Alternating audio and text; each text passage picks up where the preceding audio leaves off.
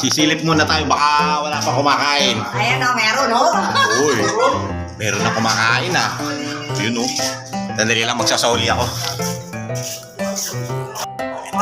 Ay, may tumatawag ulit. Sino kaya yun? Nay.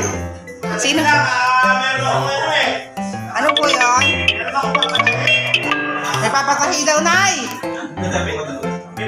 Ano siya? Dito.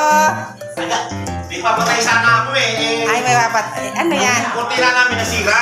Ah. Baka di sa busy ngayon, makikisaglit ko lang tong kurtina para magamit na doon. Oo.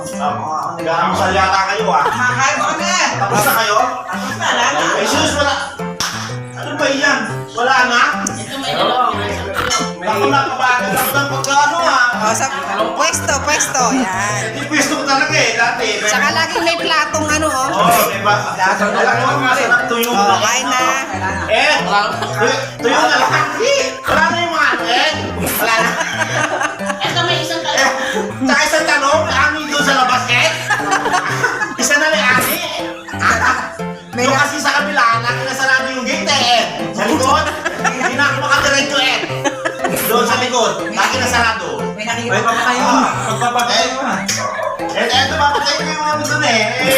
Mamagahin po. Ay, sakto-sakto oh. Ang malaki ni Sini pala.